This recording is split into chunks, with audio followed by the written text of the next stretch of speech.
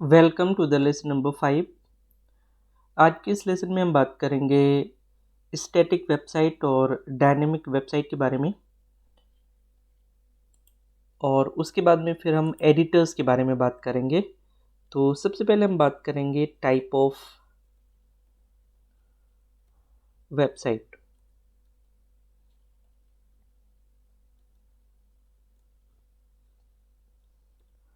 तो अगर type of website की बात करें तो हमारे पास दो तरीके की वेबसाइट होती है। एक होती है static website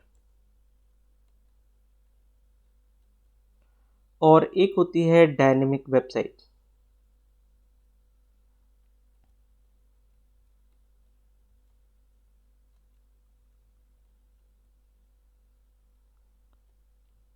static website and dynamic website. अगर स्टैटिक वेबसाइट की बात करें तो static website R those websites which refers to the collection of web pages whose content is fixed। तो अगर मैं इसको डिफाइन करूं, static website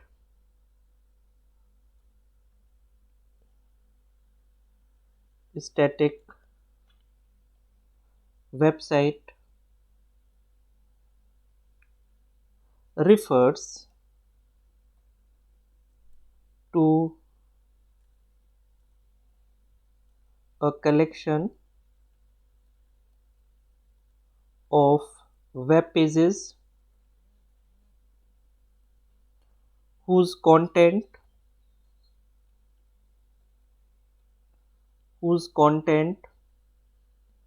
it fixed whose content is fixed and is the same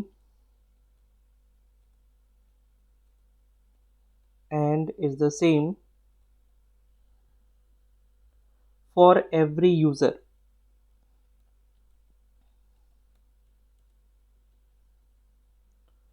for every user Fixed content means fixed content means no use of database in the website।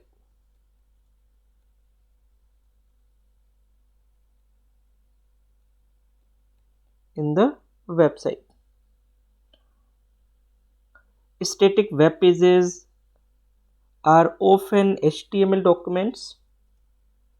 Static web pages are often HTML documents।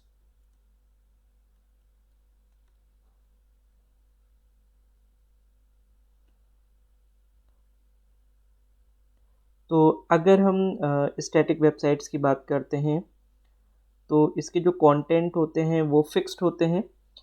कोई भी user अगर visit करता है तो उसे same content मिलेगा, right.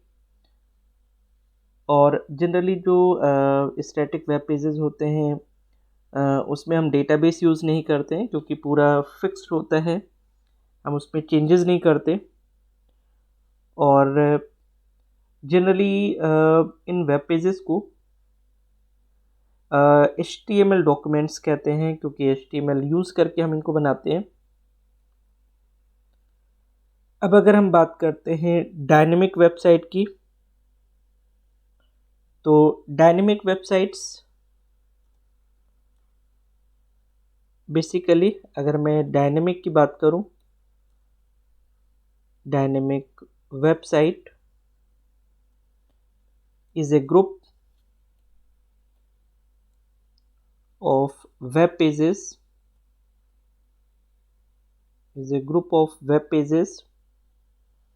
whose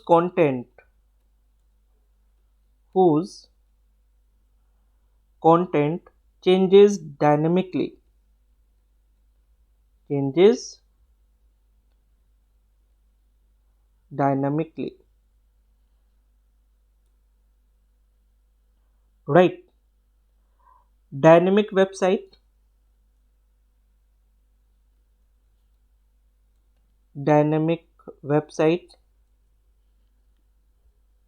access data from database. Dynamic website accesses data from database. जो dynamic websites होती हैं वो डेटा को डेटाबेस से एक्सेस करती हैं और इनके जो कंटेंट होते हैं वो डायनामिकली चेंजेस होते रहते हैं। हर यूज़र के लिए अलग अलग कंटेंट होता है, तो इस तरीके से हम लोग इनको डायनेमिक वेबसाइट कहते हैं। सो व्हेन यू ऑल्टर और update the content of the database, the content of the website is also altered or updated. So when we alter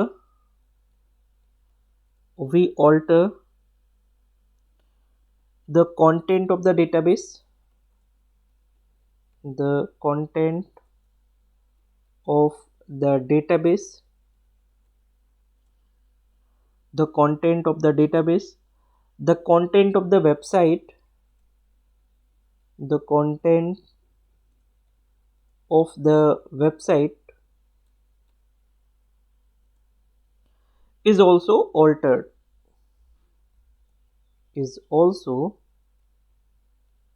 altered, right?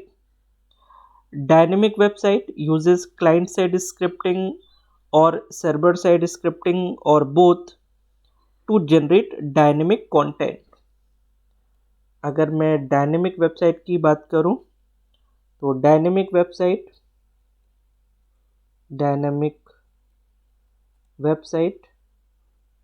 uses client side scripting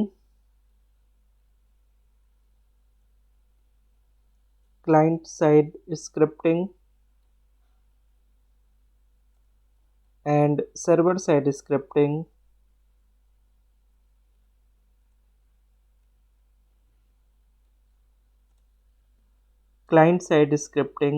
and server side scripting to generate dynamic content.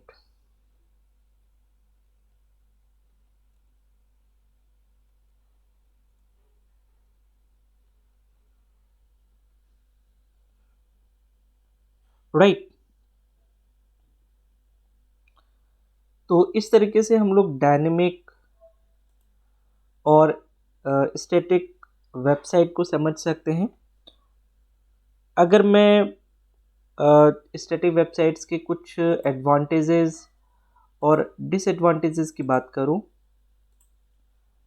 अगर मैं यहाँ पर static website के कुछ advantages की पहले बात कर लेते हैं।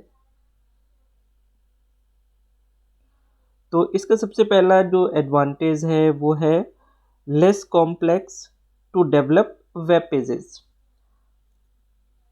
राइट, बहुत ही कम परेशानी होती है अगर हमें वेब पेजेस बनाने हैं स्टैटिक वेबसाइट के लिए, तो बहुत ही कम परेशानियां हैं, हम बहुत ही जल्दी से और बिना किसी कॉम्प्लेक्सिटी के बना सकते हैं।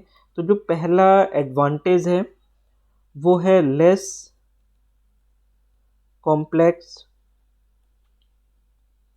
Complex to develop web pages.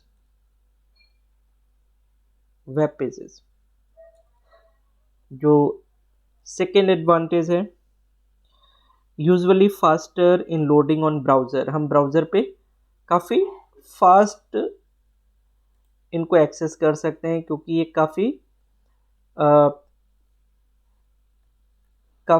Light weighted होते हैं, इनको हम जल्दी से एक्सेस कर सकते हैं अपने ब्राउज़र के थ्रू। तो usually faster in loading on browsers, in loading on browsers.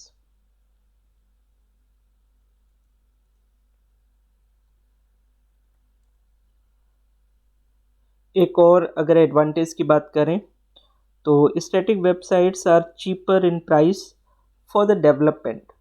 हम इसमें सिर्फ स्टैटिक कंटेंट रख रहे हैं तो ये काफ़ी चीप वेबसाइट हो जाती है, काफ़ी सस्ती हो जाती है। हमें ज़्यादा ये एक्सपेंसेस नहीं करने हैं वेबसाइट को बनाने के लिए। तो अगर मैं इसकी बात करूं, static websites are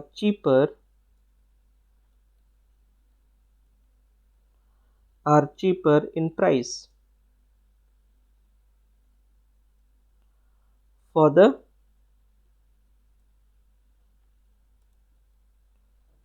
development.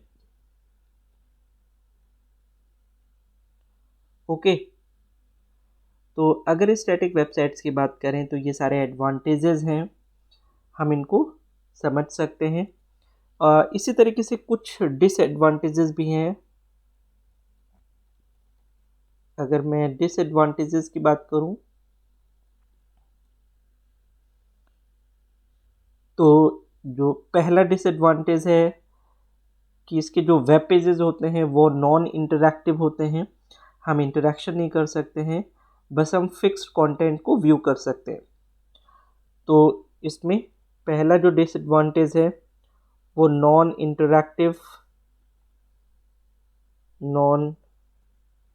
Interactive web pages. दूसरा जो डिसएडवांटेज है वो है update must be made directly with in the HTML code.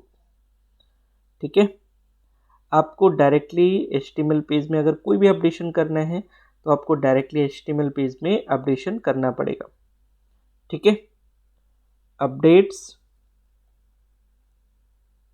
must be made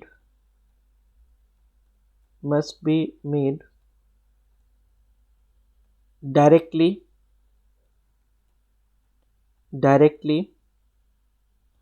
within the HTML page।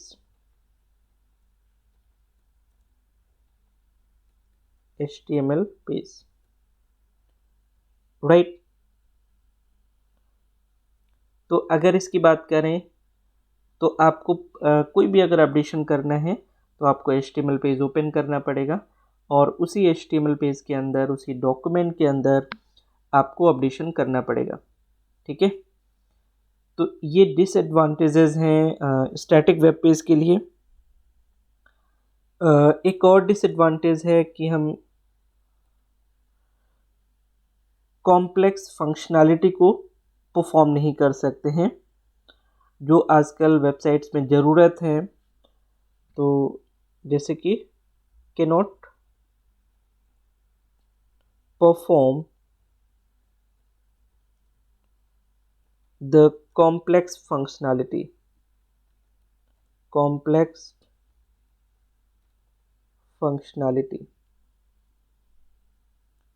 cannot perform the complex functionality required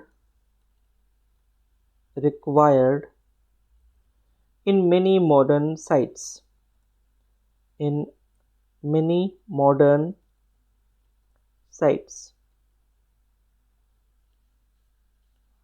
right. तो हम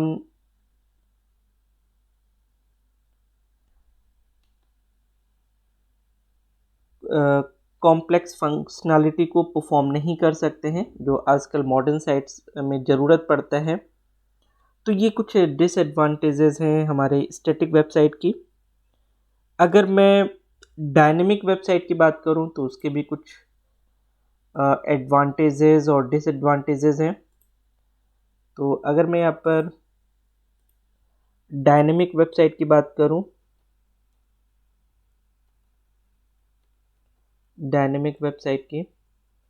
तो इसके कुछ एडवांटेजेस हैं,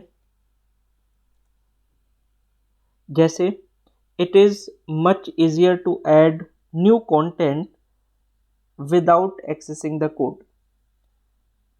हम इसमें नया कंटेंट बहुत ही आसानी से जोड़ सकते हैं, हमें पूरा का पूरा कोड एक्सेस करने की ज़रूरत नहीं है, राइट।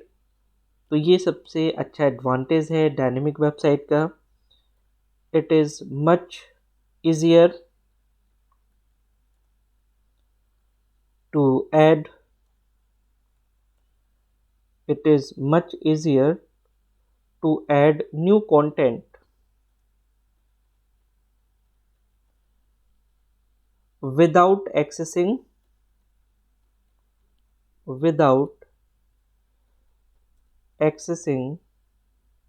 coding।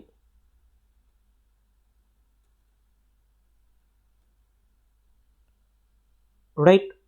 सेकेंड एडवांटेज क्या है, इसके जो वेब पेजेस हैं वो इंटरैक्टिव हैं, हम इंटरैक्शन कर सकते हैं। तो dynamic website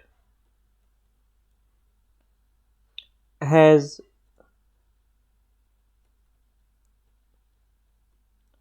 interactive web pages, right. और जो थर्ड इसका एडवांटेज है, हम कॉम्प्लेक्स सिनारियो को भी परफॉर्म कर सकते हैं, ठीक है।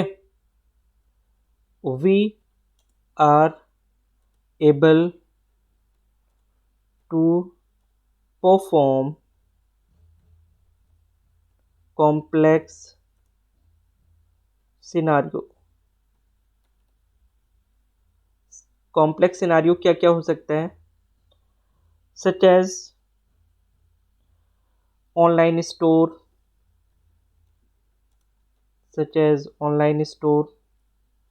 Forum, social media platform,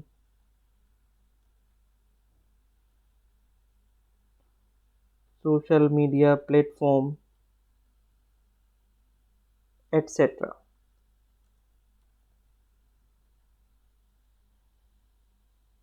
right. तो इस तरीके से हम लोग यहाँ पर इसके एडवांटेजेस समझ सकते हैं जो डायनेमिक वेबसाइट्स हैं, ठीक है। और बहुत ही इम्पॉर्टेंट एडवांटेजेस हैं, हम लोग इसको आसानी से कोई चीज़ ऐड कर सकते हैं। इनके जो वेब पेजेस हैं वो डायनेमिक होते हैं और ये कॉम्प्लेक्स सिनारियो में भी परफॉर्म करता है, जैसे ऑनलाइन स्टोर की बात करें या फोरम की बात करें या सोशल मीडिया प्लेटफॉर्म्स की बात करें, तो ये हम यहाँ पर परफॉर्म कर सकते हैं। अगर मैं कुछ डिसएडवांटेजेस की बात करूँ यहाँ पर, डिसएडवांटेजेस, अगर डायनेमिक वेबसाइट की बात करें और डिसएडवांटेजेस की बात करें, तो जो पहला डिसएडवांटेज आता है वो है मोर कॉम्प्लेक्स टू डेवलप। इसका डेवलपमेंट बड़ा कॉम्प्लेक्स होता है, मोर कॉम्प्लेक्स टू डेवलप। आपको सारी चीज़ें पहले प्लान करनी पड़ती हैं। अगर आपको कोई भी डायनेमिक वेबसाइट बनानी है तो उसके पीछे काफ़ी वर्क होता है। सबसे पहले इंफॉर्मेशन गैदरिंग होती है, फिर उसकी एनालिसिस होती है, फिर 1-to-1 मीटिंग होती है और फिर उसके बाद में हम software development life cycle decide करते हैं और उसके बाद में हम प्रोग्रामिंग करते हैं। तो किसी भी डायनेमिक वेबसाइट को बनाने के पीछे काफ़ी हद तक कॉम्प्लेक्सिटी होती है। सेकेंड अगर बात किया जाए तो greater risk of security issues, जो सिक्योरिटी इशूज़ हैं उनके लिए रिस्क रहता है, क्योंकि हम डायनेमिक वेबसाइट में ई कॉमर्स की वेबसाइट बना सकते हैं जिसमें हम ऑनलाइन प्रोडक्ट सेल कर सकते हैं। ऑनलाइन प्रोडक्ट सेल करने में हमें कस्टमर्स के अकाउंट्स डिटेल के थ्रू हम ट्रांजैक्शन करवाएंगे, तो यहाँ पर सिक्योरिटी इश्यूज होते हैं और इसलिए हमें इस पे काफ़ी वर्कआउट करना पड़ता है डायनेमिक वेबसाइट्स में। तो ये इश्यूज जितना हम एनालाइज करके वेबसाइट बनाएंगे उतना ही ये इशू कम रहेगा, लेकिन फिर भी रिस्क होता है डायनेमिक वेबसाइट्स में। आजकल वेबसाइट्स हैक्स हो जाती हैं और हैकिंग के थ्रू जो काफ़ी इंफॉर्मेटिव इंफॉर्मेशंस होती हैं, काफ़ी सिक्योर्ड इंफॉर्मेशंस होती हैं, उनको हैकर्स स्टील कर लेते हैं, चुरा लेते हैं और उसका मिस यूटिलाइजेशन करते हैं, राइट। तो अगर बात करी जाए तो greater risk of security issues, right, ये एक बड़ा डिसएडवांटेज है। और तीसरा डिसएडवांटेज है कि हम अगर कोई भी डायनेमिक वेबसाइट बनाते हैं तो उसकी कॉस्ट काफ़ी हाई होती है, बहुत ज़्यादा होती है, क्योंकि हमें डेवलपर्स को भी देना होता है, उनको हाई पेमेंट देनी होती है because they have to just create each and everything.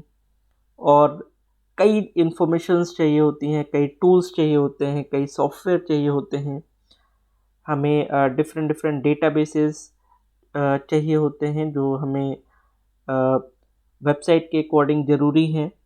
तो इस तरीके से इसकी कॉस्ट बढ़ जाती है अगर हम कंपेयर करें स्टैटिक वेबसाइट की तुलना में। तो costs are higher than static website.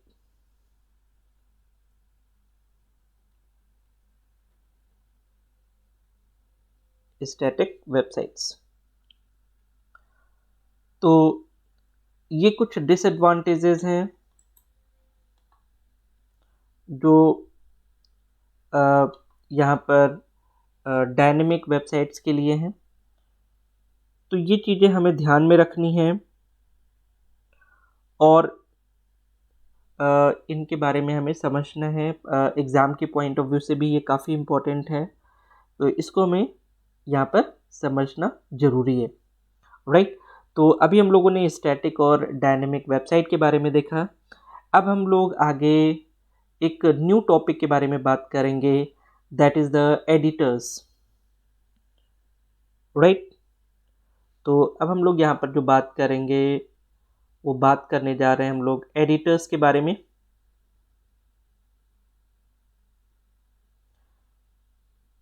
Editors, तो आप लोगों ने सुना भी होगा एडिटर्स के बारे में। Editors, right. अगर एडिटर की बात करें बेसिकली तो एडिटर होता क्या है, एक तरीके का सॉफ्टवेयर प्रोग्राम होता है, राइट, जिसमें हम कुछ लिख सकते हैं, कोई चीज़ हम कोई कंटेंट लिख सकते हैं, कुछ टेक्स्ट लिख सकते हैं, ठीक है। तो इसको हम लोग टेक्स्ट एडिटर बोलेंगे, राइट। तो अगर मैं इसको डिफाइन करूं एडिटर को, the term editor is means text editor which is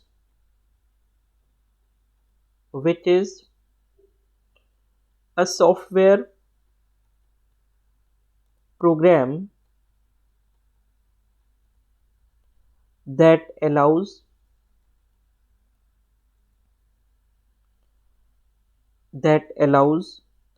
text by adding,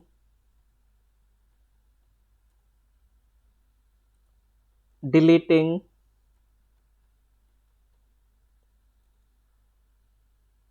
and rearranging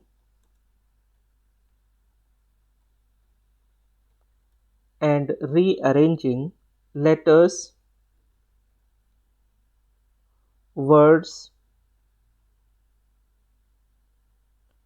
sentences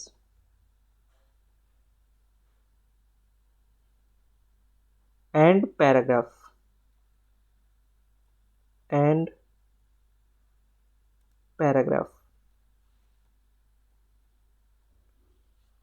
तो अगर मैं इसकी बात करूं एडिटर्स की, तो एडिटर्स बेसिकली एक सॉफ्टवेयर होता है, एक तरीके का प्रोग्राम होता है जिस पर हम क्या कर सकते हैं, टेक्स्ट को ऐड कर सकते हैं, डिलीट कर सकते हैं, रीअरेंज कर सकते हैं।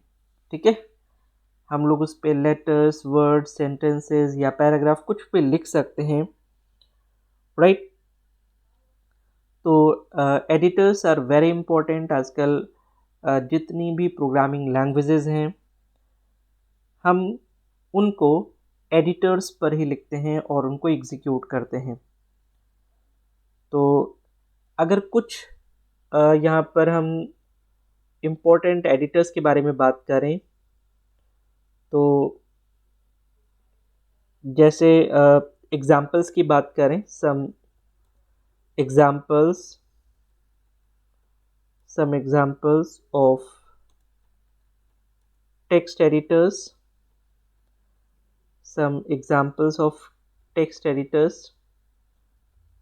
तो जो पहला टेक्स्ट एडिटर सामने आता है जो कि सभी लोगों को पता है, that is the notepad. Notepad के बारे में आपने भी पढ़ा होगा। ये क्या होता है, ये विंडोज टेक्स्ट एडिटर होता है, विंडोज टेक्स्ट एडिटर होता है। और दूसरा जो एडिटर आपने देखा होगा दैट इज द वर्डपैड। ये भी काफ़ी पॉपुलर है, राइट। वर्डपैड ये भी विंडोज टेक्स्ट एडिटर होता है, विंडोज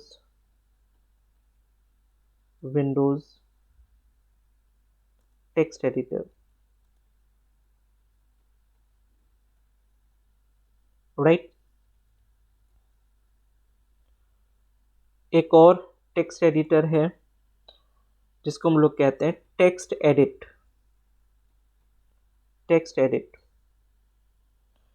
ये एप्पल कंप्यूटर का टेक्स्ट एडिटर होता है, Apple computer text editor, right. तो टेक्स्ट एडिट क्या है, टेक्स्ट एडिट है एप्पल कंप्यूटर का टेक्स्ट एडिटर। इसी तरीके से एक और टेक्स्ट एडिटर है ईमैक्स। ये भी काफ़ी पावरफुल है। ईमैक्स ये टेक्स्ट एडिटर है for all platform and that is very powerful text editor. Text editor for all platform. ठीक है, हर प्लेटफॉर्म के लिए यूजेबल है, कोई भी इसको यूज कर सकता है, ईमैक्स। एक और टेक्स्ट एडिटर है दैट इज द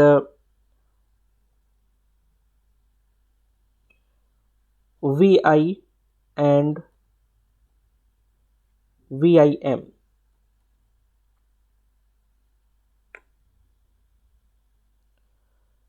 ये बेसिकली लाइनेक्स एटमॉस्फेयर में यूज किया जाता है, mostly used with Linux, but also available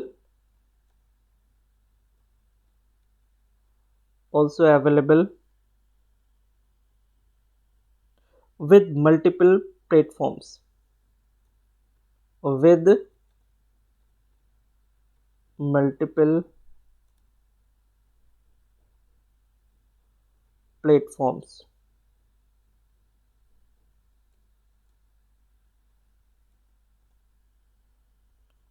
right. एक और टेक्स्ट एडिटर है, that is the writer.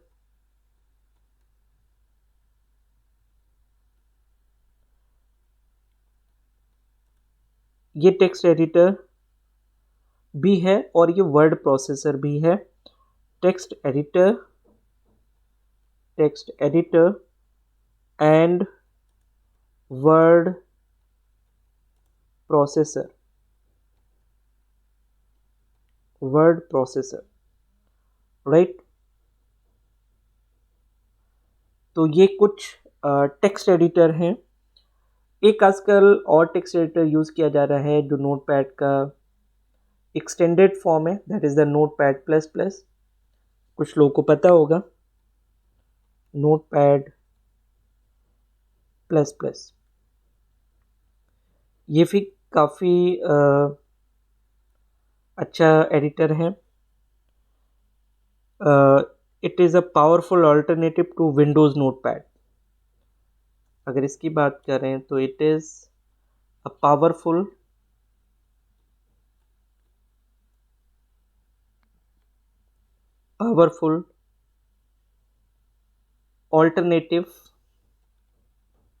alternative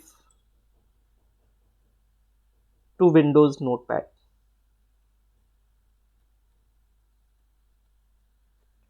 To Windows Notepad. To Windows Notepad. Right? तो ये कुछ हम लोगों ने इंटरेक्शन किया है एडिटर्स के बारे में, ठीक है। आगे के लेसन्स में हम लोग देखेंगे कुछ इसमें से एडिटर्स को इंस्टॉल करके देखेंगे कंप्यूटर सिस्टम पे, और कैसे उस पर इंटरेक्शन करते हैं, कैसे हम इन एडिटर्स पे काम कर सकते हैं, इसके बारे में हम लोग स्टडी करेंगे। तो आज के इस लेसन में हम लोग इतना ही रखेंगे। इन सारे टॉपिक्स को प्लीज़ प्लीज़ प्लीज़ ज़रूर रिवाइज करिएगा, it is very important, right. तो मिलते हैं कल एक नए लेसन में। So thank you so much for watching this lesson. Thank you.